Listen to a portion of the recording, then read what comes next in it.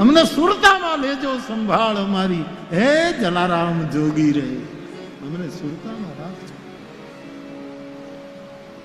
મહાદેવે આવીને ભિક્ષા માગી, હે વેરાગી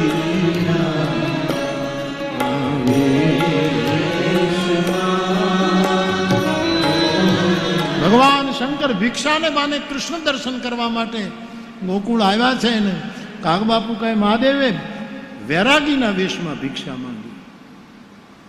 એ વૈરાગી કહે આપણે વૈરાગી બાવા ઈ રૂપ એને લીધી. આપણે જે માર્ગી સાધુ છીએ ને એનું રૂપ લઈને એને ભિક્ષા. વૈરાગી ના, આપણે વૈરાગી બાવા છે. હું તો મારી જ વાત કરું ને યાદ તો પછી વૈરાગીના વેશ. શંકર તો ગૃહસ્થ છે પણ વેશ અત્યારે વૈરાગી.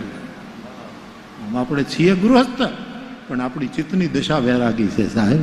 એટલે અમે અમને અમારા સાધુ સમાજમાં એક વખત મિટિંગ થઈ કે આપણે વૈરાગી બાવા કાઢી નાખ્યું. તમારે કાઢી નાખું કાઢજો, હું નહીં કાઢું. હું તો વૈરાગી બાવો જ છું, માર્ગી જ છું, કુમાર્ગી નથી. આવું આનંદથી કહી છે. મહાદેવે મહાદેવે આવીને ભિક્ષા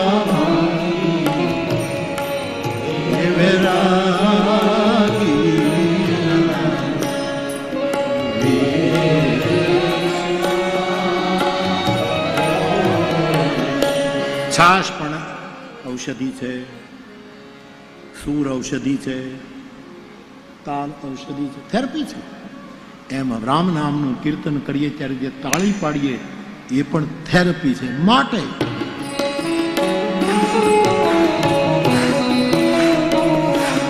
શ્રી રામ જય રામ જય જય રામ જય જય રામ જય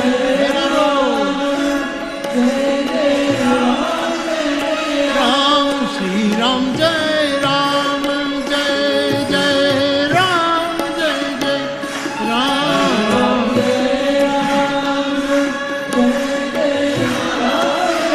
રામ શ્રી રામ જય રામ જય જય રામ જય જય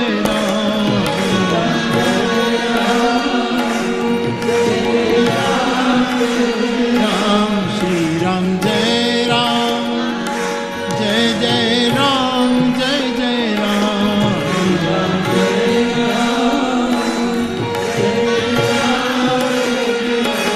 શ્રી રામ જય રામ જય જય રામ જય જય શ્રી રામ જય રામ જય જય રામ જય જય હરિ બોલ.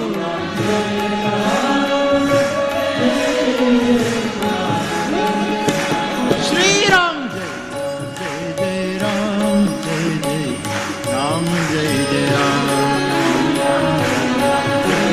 હરિ બોલ. રામ શ્રી રામ જય જય રામ જય રામ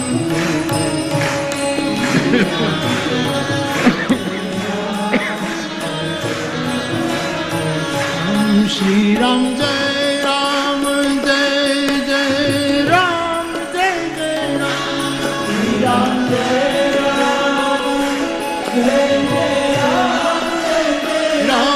શ્રી રામ જય રામ જય જય રામ શ્રી રામ જય રામ જય જય રામ જય જય રામ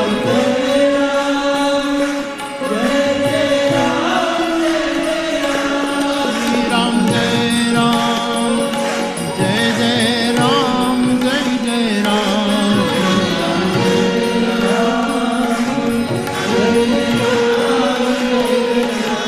શ્રી રામ જય રામ જય જય રામ જય જય શ્રી રામ જય જય રામ જય જય રામ જય જય રામ શ્રી વૃંદાવન શ્રી વૃંદાવન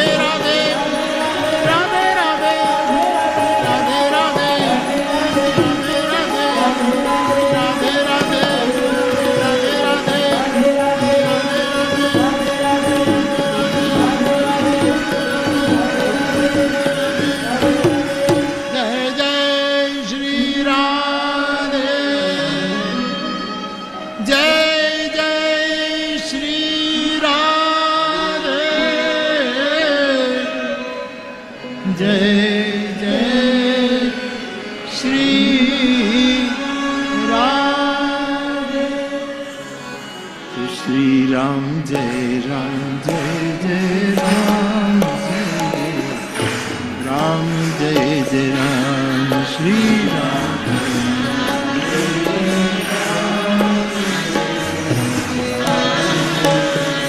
તો તાલમાં સૂરમાં અને લયમાં કરેલું હરિનામ સંકીર્તન એક થેરપી છે આજના કાળમાં. એ પણ આપણા આરોગ્યને પોષનારા તત્વો છે. તો બાપ, ગઈકાલે આપણે જે કથાનો ક્રમ લીધો એમાં યાજ્ઞવલ્ક મહારાજ ભરદ્વાજજીને શિવ ચરિત્ર સંભળાવે. શિવ સતીને લઈને કથા સાંભળવા ગયા, સતીએ કથા સાંભળી નહીં. રામનું ચરિત્ર જોયું, સીતાના વિયોગમાં રડતા રામને જોયા એટલે સતીએ શંકા કરી. શિવજીએ છંદબદ્ધ સમજાવ્યું કે દેવી એ પરમાત્મા છે, એ લલિત નર લીલા કરી રહ્યા છે, સંદેહ ન કરો. આપનો નારી સ્વભાવ છે દેવી, હું જાણું છું, સ્વાભાવિક છે આપને આવો વિચાર આવે, પણ રામ બ્રહ્મ નથી, એ પરમાત્મા છે. દેવી મારા ઈષ્ટદેવ છે, મારા ઈષ્ટ ઉપર શંકા ન કરો. સતી જ્યારે માન્યા નહીં ત્યારે શિવજીએ કહ્યું કે તમે જઈને પરીક્ષા કરો. હજી દૂર નથી ગયા રામ અને લક્ષ્મણ, આપ જઈને પરીક્ષા કરો. જો તમે પ્રતીક્ષા કરી શકો એમ ન હો તો પરીક્ષા કરો. અને અનેક વખત કહેવાયું બાપ, એ પરીક્ષાનો વિષય છે જ નહીં, ખાલી અને ખાલી પ્રતીક્ષાનો જ વિષય છે. કૃષ્ણ દવે કહે એ આવશે, એ આવશે, એ આવશે, એ આવશે. પ્રતીક્ષા. સતી પરીક્ષા કરવા ગઈ, બુદ્ધિમાન બાપની દીકરી છે. ભગવાન શંકરે કહ્યું આપ જાઓ, હું અહીંયા બેઠો છું, નિર્ણય કરીને આવો. હું કહું છું કે એ બ્રહ્મ છે, આપ કહો છો કે એ બ્રહ્મ નથી, સામાન્ય માણસ. આપ જઈને પરીક્ષા કરો. અને સતી બૌદ્ધિક અહંકાર લઈ અને રામની પરીક્ષા કરવા જાય છે. આ કથા યાજ્ઞવલ્ક ભરદ્વાજજીને કહે છે.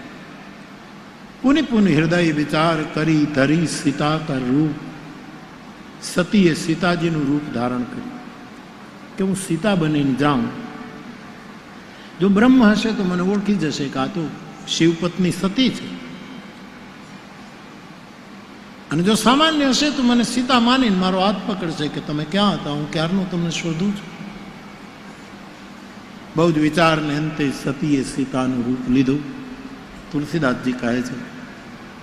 અને રામ લક્ષ્મણ આમ યાત્રા કરી રહ્યા હતા તો સીતાના રૂપમાં સતી એવી રીતે ભગવાન રામને આમ ઓવરટેક કરી અને રામની સામે આવ્યા.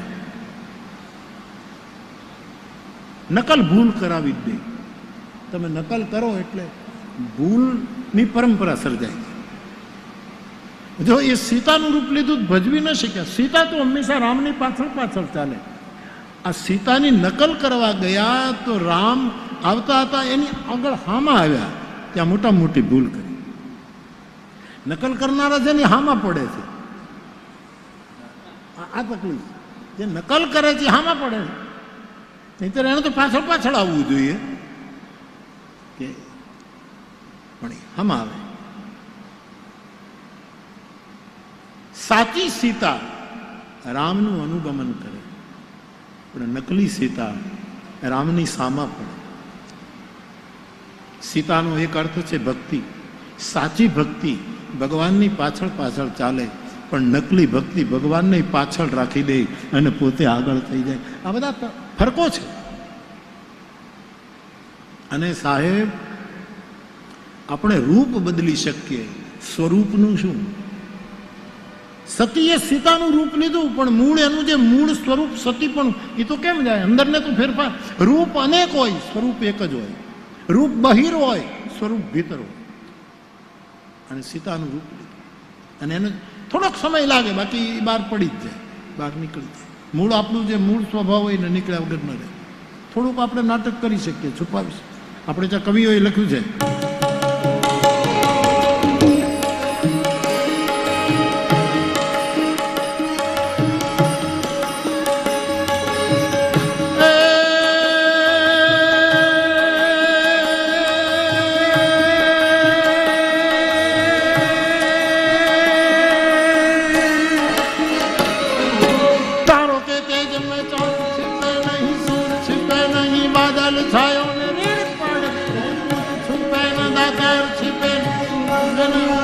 चंचल नारी को नैन छिपे नहीं, प्रीत छिपे नहीं, पीठ दिखायो। कवि गंग का है सुन शाह अकबर, कर्म छुपे न भभूत लगायो, कर्म छुपे न भभूत लगायो, कर्म छुपे न।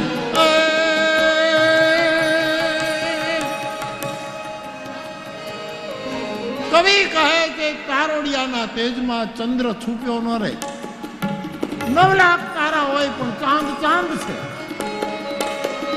અને સૂર્ય છુપે નહીં, બાદલ છાયો ગમે તેટલા વાદળાઓના ઠઠ જામી જાય પણ સૂરજ છુપે નહીં. એનું દિવસ પણ એનું આપણા ઉપર પ્રભાવ તો નાખી દે કે રાત નથી.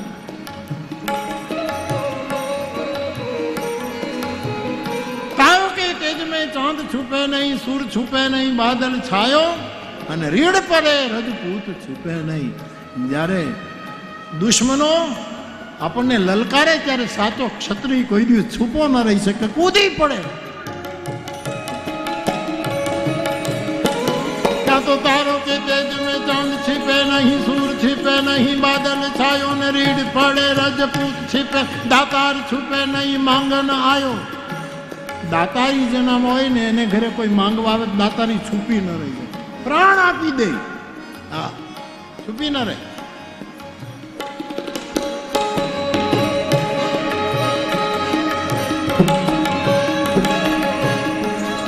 અને લોભી હોય ને એ આપે જ. એક લોભીઓ છે ને કૂવામાં પડ્યો, ખબર નહીં હું કામ ગયો હશે, કૂવામાં પગ લપસન પડી ગયો. આપણા જગદીશભાઈ ત્રિવેદી નથી કહેતા કે એક ભાઈ છે ને કૂવાના કાંઠે બેઠો હતો અને એના ચોકઠા હતા, દાંતના ચોકઠા. એમાં ઉપીલું ચોકઠું આમ કૂવામાં કાંઈ જોવા ગયો, પોતાનો પડછાયો, ખબર નહીં એકલો બેઠો હતો એટલે એમને કાંઈ. એમાં એનું છીંક આવી, એમાં ઉપરનું ચોકઠું જે હતું એ કૂવામાં વયું. હવે એક નીચેનું રહ્યો ને ઉપરનું તો નહીં. હવે કરવું કેમ? ખવાય નહીં, બહુ મુશ્કેલી. ચહેરો આખો ભૂંડો લાગે, વિચિત્ર લાગે.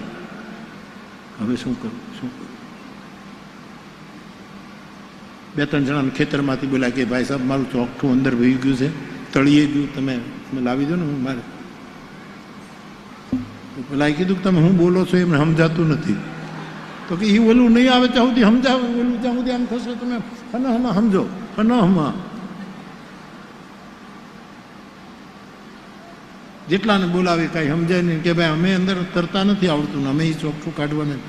એમાં 2 કલાક પછી એક માણસ આવ્યો, કીધું કે વડીલ શું છે તકલીફ? કે મારું ભાઈ ચોખ્ખું અંદર વી ગયું, છીંક ખાધી અને એમાં અંદર વી ગયું બહાર. તો કે એ આમ નહીં નીકળે. કેમ?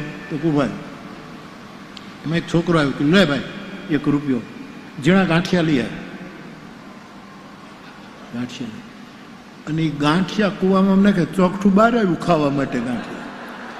કારણ કે ગાંઠિયા બહુ ખાતું હતું અને પાછા ગોંડલના ગાંઠિયા. દાતારી છુપે નહીં સાહેબ, પણ લોભી માણસ. એક માણસ કૂવામાં પડ્યો અને તરતા આવડતું નહોતું. એક માણસ આવ્યો, એને કીધું કે તમારે મને હાથ આપો, હું તમને બહાર ખેંચી લઉં. હું આપું નહીં, તું મારો હાથ પકડ. હું તો હાથે મરી જાઉં, ડૂબી જાઉં, પણ હું કાંઈ આપું. એને પોતાનો હાથ ન આપ્યો, એનો હાથ પકડ્યો. આ લોભી નહીં. પણ દાતાર માંગણ આવે તો કોઈ દી છુપે નહીં સાહેબ.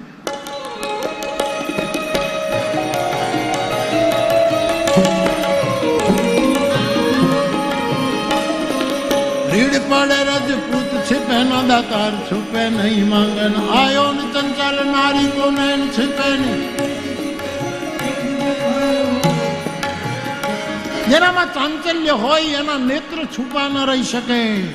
અને ગમે તેટલો વિયોગ હોય તો પીઠ દેખાડી દે ને આવે નહીં તો પ્રેમ છુપો ન. પ્રીત छिपे નહીં, પીઠ દેખાયો. જોઈએ તારો કે તેજ મેં ચાંદ छिपे નહીં, સૂર छिपे, બાદલ છાયો ને રીડ પડે રજપૂત छिपे નહીં. चंचल नारी को नैन छिपे नहीं, प्रीत छिपे नहीं, पीठ दिखायो. गंग का है सुन शाह कबर, कर्म छिपे भभूत लगायो, कर्म छिपे लगायो, कर्म. ગમે તેટલો હું તમે વેશ પલટો કરીએ પણ કર્મ छिपा રહેતા નથી. સતીનું આ દશા થઈ, એણે સીતાનું રૂપ લીધું પણ સ્વરૂપ સ્વભાવ તો એ જ છે. બુદ્ધિમાન બાપની બેટી તરી ભગવાન રામ ઓળખી ગયા. સામેથી આવતા ભગવાને પૂછ્યું, મારા પિતા શંકર ક્યાં છે? તમે એકલા કેમ? હવે આમાં બધા ખુલાસા થઈ ગયા.